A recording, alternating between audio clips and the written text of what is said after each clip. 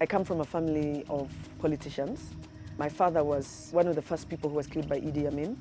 My family has never really left Uganda in spite of all the troubles, and so I always felt encouraged to come back and continue to develop my country, but through the sector that I was passionate about, which was wildlife conservation and veterinary medicine.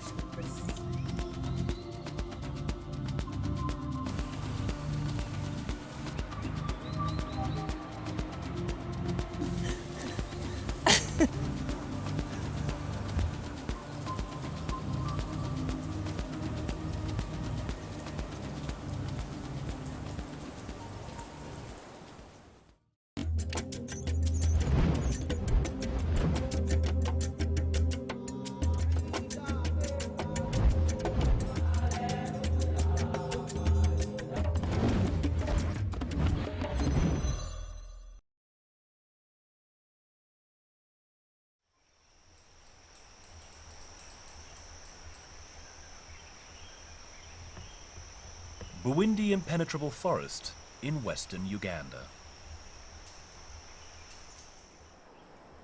This is one of the last expanses of untouched forest in Africa. Accessible only on foot, it's a biological treasure chest dating back to the last ice age.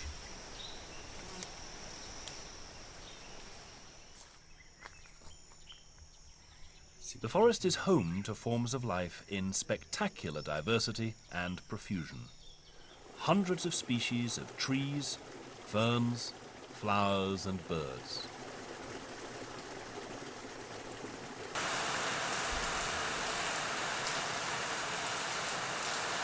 But more than any of these, Bwindi is famous for nearly half the world's remaining population of mountain gorillas.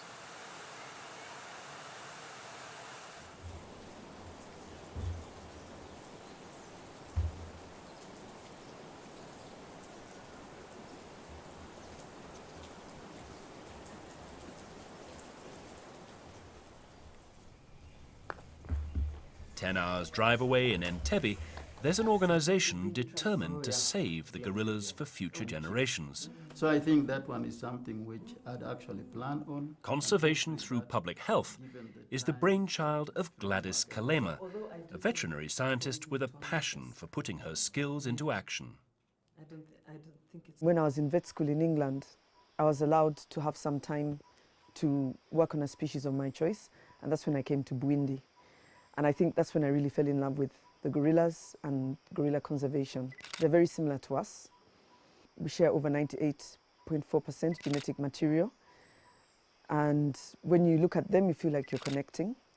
But they're very few, there's less than 1,000 mountain gorillas in the wild. That's another reason why it's very appealing to work with them, because I know that when you're saving a critically endangered species, you're preventing it from going to extinction, and it's a priority.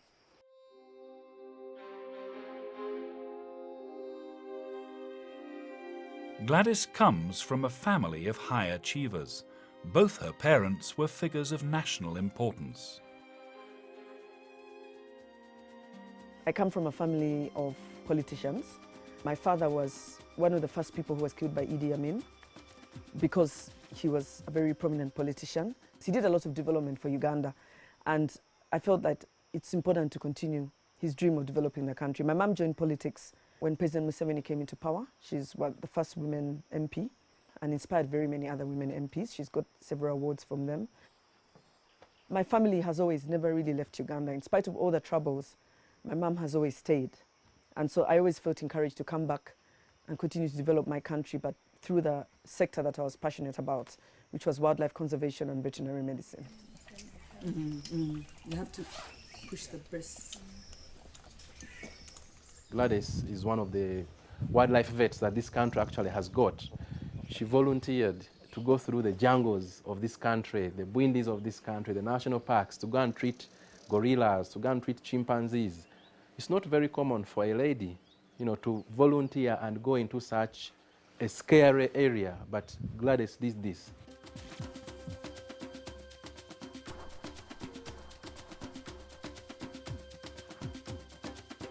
100 years ago, Uganda was branded the Pearl of Africa. Within its borders, wildlife of every kind could be found in abundance.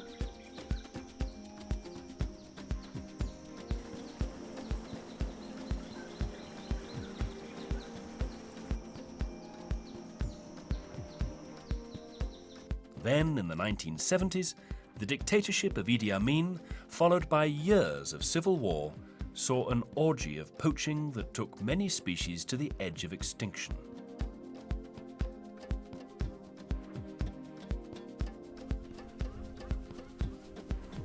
Since the mid-1980s, when peace was restored, there's been a serious effort to repair the damage.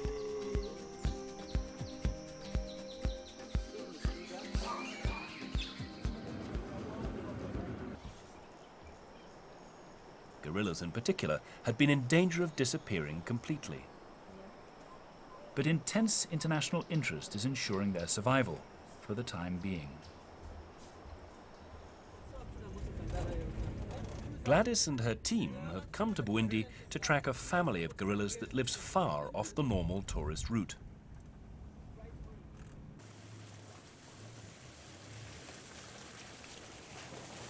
They'll be checking their health and making sure that there are no human threats nearby.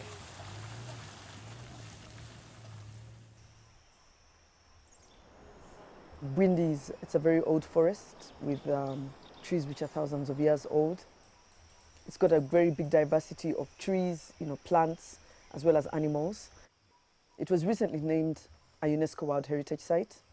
So that's also another reason why Bwindi Impenetrable National Park is very special.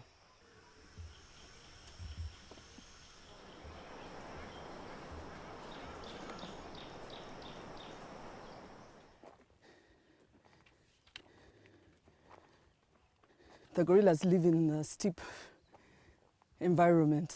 So when you're working with them, you have to learn how to hike very steep hills. So this is a nice beginning.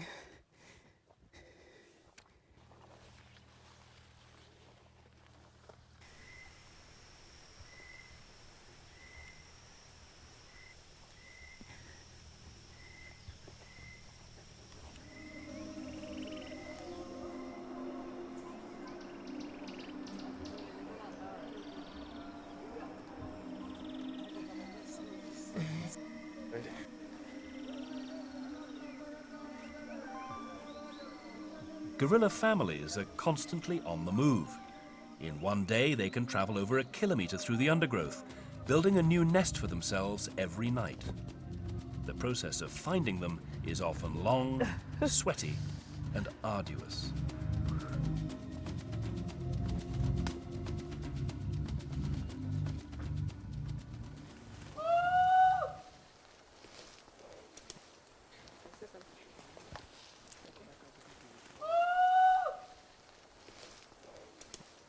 The head guide, David, is calling out to the trackers to see the shortest way to get to them. They're ready with the gorillas, which is great.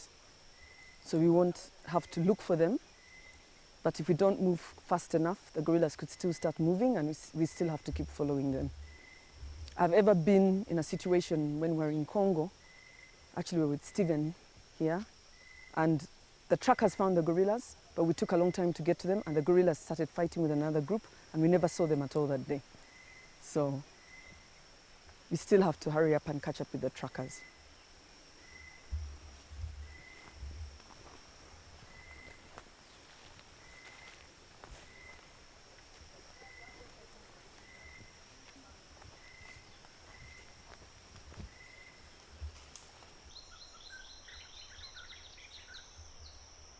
We've just been joined by the warden for monitoring and research. His name is Raymond Kato. He's about to fall as well, like me. And he stays here in Ruhija, where the gorillas are close by. And he's come to find us quickly. And he monitors all the research and monitoring in the whole park. The group we are going to work is called Orzogo. Orzogo is a local name of a plant here in this part of the forest, which this family likes feeding on.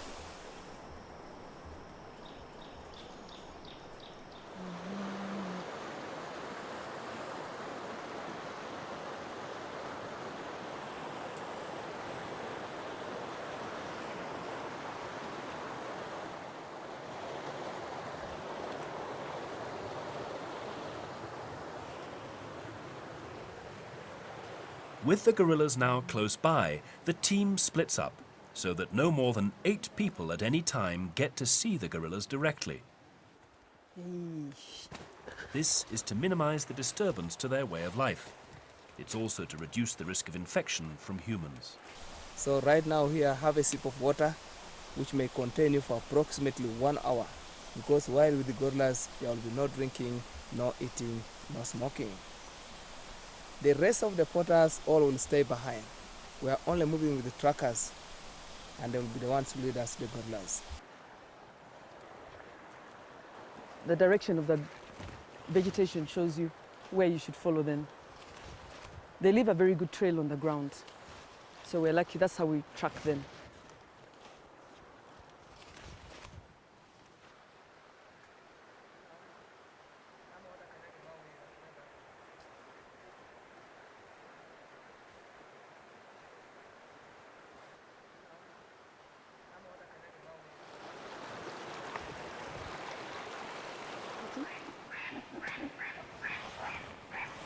As you can hear, the gorillas are over there. They seem to be fighting over something.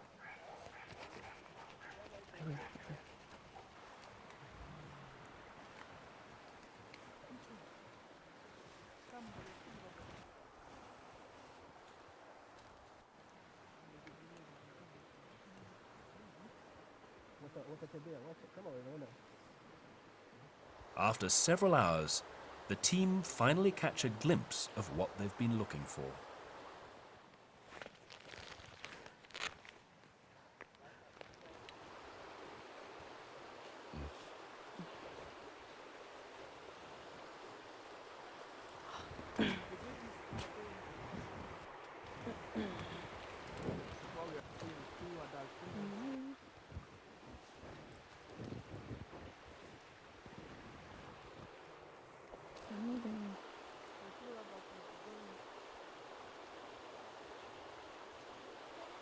Over here we're seeing a perfect family unit. There's the father who's lying on his stomach, the baby who's playing on him, a little infant that must be probably like 1 year old. And then you have a juvenile who's his older brother, and then the mother.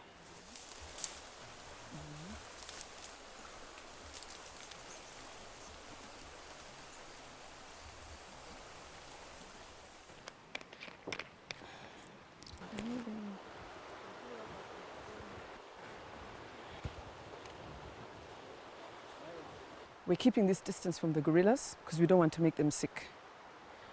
If we get any closer, in fact we're still a little bit close, we can easily pass flu onto them or any other diseases. The younger ones especially, they want to come up to you.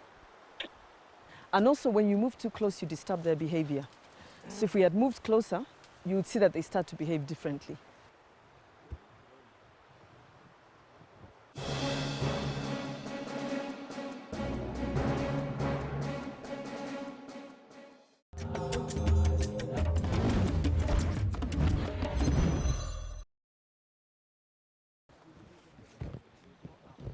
When gorillas keep meeting humans who don't threaten them, they gradually lose their fear. This is called habituation. It enables the gorillas to live more easily with the local people.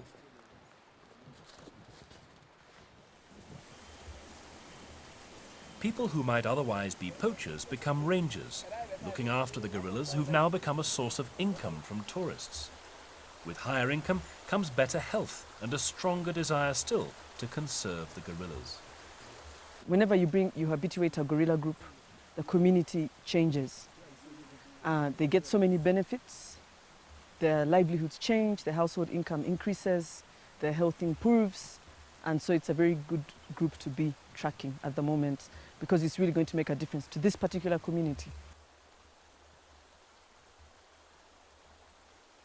These gorillas, they feed throughout the day. And when we are with them, they stop feeding and begin looking at us.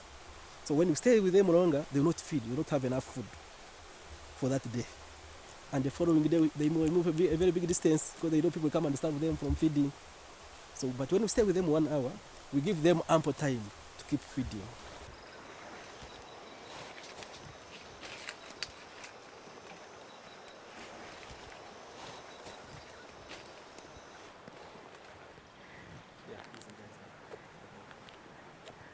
gorillas only have babies once every 4 to 5 years. And we found that the number has gone up very high from about 300 to 400. So we're very happy about that.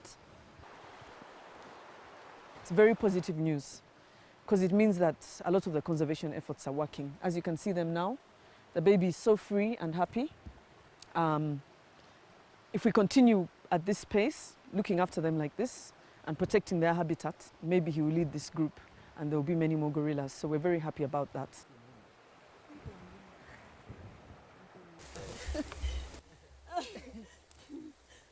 Before returning, Gladys and her team are careful to take samples of gorilla excrement. This is a key indicator in determining their health. A gorilla builds a nest every single night. And they build a nest, then they move an average of 1 kilometer per day and they build another nest. At this point in time, this dung looks normal. It's a normal consistency, it's hard, there's nothing alarming about it. But in the nest, you find many surprising things. Sometimes you find blood in the nest, and when you find blood, you know that this gorilla could be sick. Sometimes they've given birth, and you find blood in the nest. So it's very important to reach the nests every day.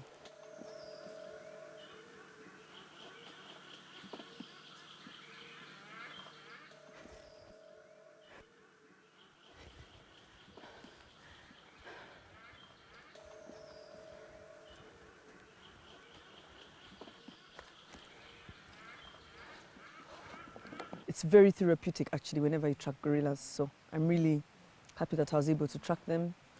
And we got to them, we found them before dark, and they looked healthy and they were active. It was good to get to know them.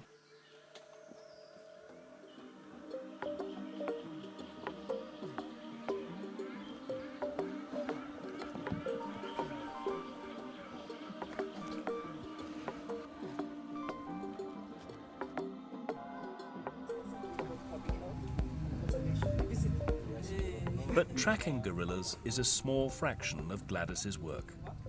It's here, right next to the forest, that CTPH reaches out to the local people, convincing them that healthy gorillas bring a better way of life to them. We set up conservation through public health because we were concerned that the people around the national park were not healthy and it was affecting conservation directly. You are going to be discussing some of our information in a few minutes. We decided to hold workshops with 8 villages. We spoke to about 1,000 people and they came up with the best solutions, much better than I had designed. And that was my first introduction to participatory rural appraisal methods. And a lot of the suggestions they came up with are what we used to start our NGO.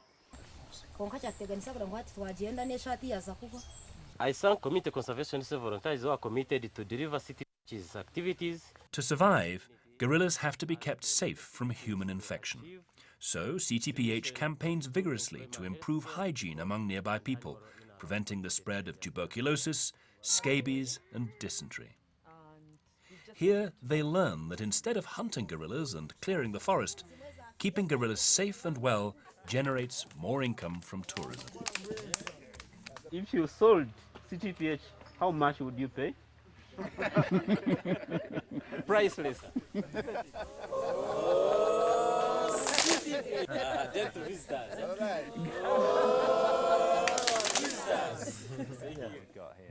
Volunteers come from around the world to lend their support to Gladys and her team. Guy Hodgkinson and Bernie Warmington have both been inspired to come and work among the local people. It's just really nice to come somewhere where something positive is being done and you feel like you have some kind of an influence over it rather than having news projected at you, which is almost always bad. So, you know, it's really good to get in there and try and change something firsthand. I've come here and within 2 weeks of being here I've met some of the most amazing people I could have imagined. And for me the people and the atmosphere of the place is like nothing I've ever seen before. It's unbelievable.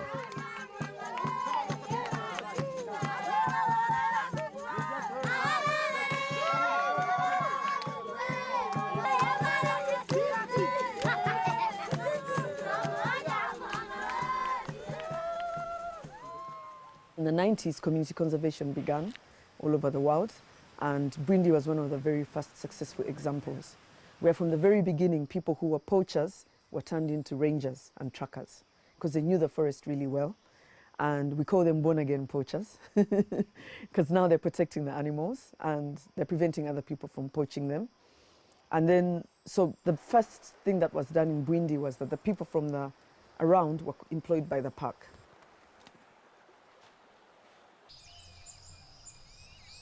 CTPH is also heavily engaged in hard science. At this field laboratory, gorilla droppings are regularly examined for signs of disease. The Gorilla Research Clinic was built in 2005, and we have been monitoring the health of gorilla by collecting samples and analyzing in this lab. The gentleman behind me is looking at the gorilla dung, which we always collect from the gorilla groups. We examine them as he's doing right now. We are looking for worms, which can be dangerous to human, to livestock, and also to wildlife, especially gorillas. If we find something wrong, we immediately inform Dr. Gladys Kalema, who is the principal investigator, to report immediately to the Uganda Wildlife Authority for immediate intervention.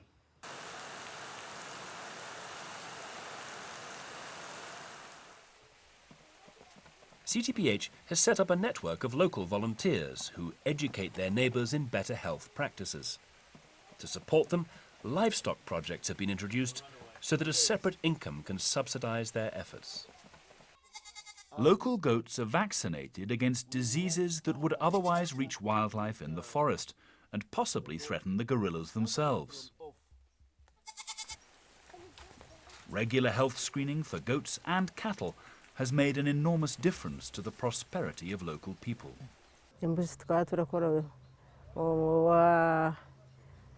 Dr. Gladys Kalema katurona nkaba volunteer hanyuma kutwaika batuhereza embuzi ziratuyamba munonga ziratuha manyuwa turata mu rutoke kandi hamune no kuhamu sente tumazire kutunga amatungo titucazaga mu ihamba abantu tibacazaga mu ihamba kuhiga mu nyamisho abo kuba bakabone amatungo garabamarira buri kimwe cyone. But perhaps the biggest challenge Uganda faces right now is the growth in the human population. At independence in 1962, Uganda had just 7 million people. Today, that number is 5 times higher at 35 million. Encroachment of the national parks has become a very big problem with high population growth. Uganda has about the highest in the world. Our growth rate is 3.3%. And the country is not getting any bigger. There's a lot of pressure on the government to degazette the parks. And the politicians fall for that because they want votes. When you have children who you can manage, you can make sure they get proper health care. And they're less likely to get sick and make the gorillas sick, who they're closely related to. So that's how we got involved in the family planning. And it's actually been very successful. Within 4 years, we had a 12-fold increase in family planning users. It's all about balancing the family budget, and that's the message that needs to go across. The future of Uganda without reducing the population growth rate is very dismal. We really need to reduce that. Ati kuba tuturenengire nitwe twaza mu cyaro kwegesa abandi kubegesa ibya family planning kubarira uruzaro abana bose merere kuzara kandi batwegesa n'ubuyonjo kugira ngo tureberera amaka gaitu kandi nuko umuntu ashemerere kubaho gukora ubutandaro n'ibindi na za kamina n'ibindi.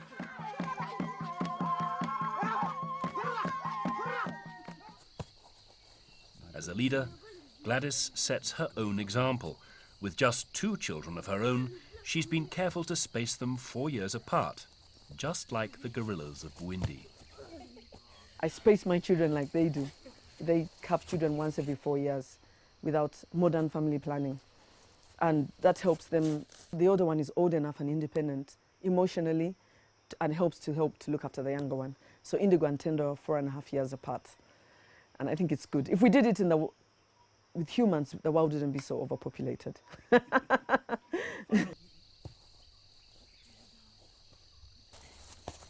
I've tried my best to always hold them close to me. So I try and move with them as much as possible, spend as much contact with them as possible. And because I know that contact is very important. Children and their parents, they really develop well emotionally.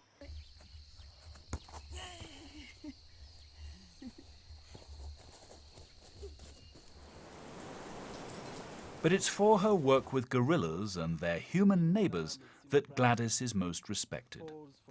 By giving rural Ugandans an interest in conservation, she and her team have scored the double triumph of improving human health while ensuring the survival of the world's great apes. I've really enjoyed working with the women groups, actually. And I've enjoyed working with the women, our volunteers. There's a very big connection with them, and they get inspired when they see a woman in leadership. They also have become leaders in their community. They've become conservation leaders in their community, and I'm sure it's inspired them because I'm a woman. One thing I would say for young girls is to follow your dream. Go for male-dominated professions if that's what they want to do, and the rest will follow. I've been an inspiration for my nieces. They found it fun to see their aunt holding a dart gun, darting an animal.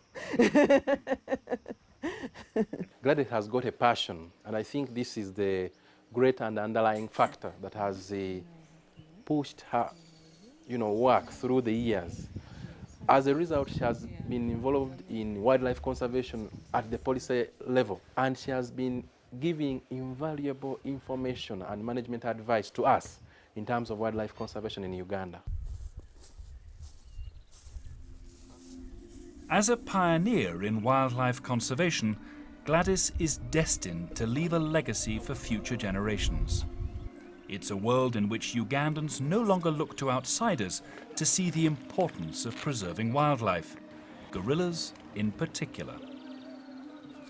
I want to be remembered for bringing about systems that have promoted conservation by linking the health of the people and the health of the wildlife, which are interdependent. Empowering people to take charge of their situation and make their lives better.